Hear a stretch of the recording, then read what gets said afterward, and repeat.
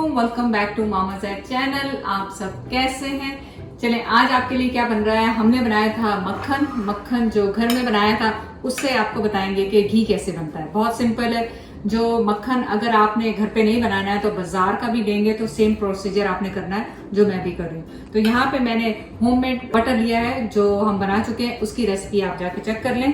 और चलें recipe start करते हैं। हमने अपना लिया है पैन। ऐसा पैन लेना है थोड़ा डीप हो और उसको आपने स्टोव पे रख के और इस बटर को मेल्ट होने देना मीडियम हाई पे। आपने इसको मीडियम लो पे रखना है और बस ये देखें, ये इसी तरह सिमर होता जाएगा, मेल्ट होता जाएगा।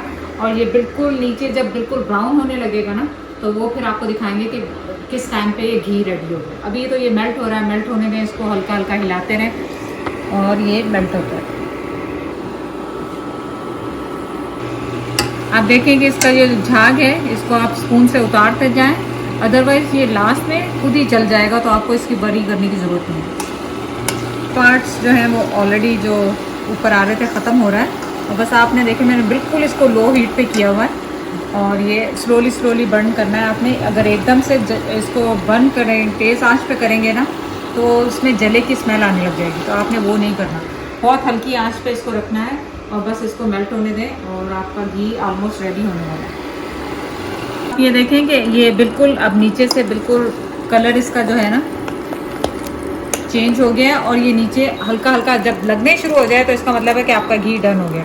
तो अब आपने क्या करना है, इसको ठंडा करना है और उसके बाद हम इसको स्ट्रेन करेंगे। सो अब ये देखें जैसे जैसे ठंडा होता जा रहा है ये क्लियर ऊपर से होता जा रहा है और मैं ये जो इसका वाइट स्टफ है ये ऊपर से उतार दूंगी।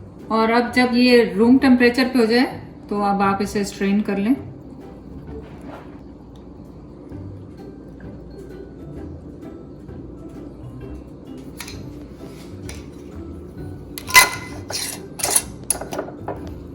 इस तरह से घी बना के रखें और उसको इस्तेमाल करें। ऑयल की जगह पे कोशिश करें घी का इस्तेमाल करें, ये ज़्यादा बेहतर है। और चैनल को लाइक करने का, सब्सक्राइब करने का बहुत बहुत शुक्रिया। अल्लाह हाफिज़।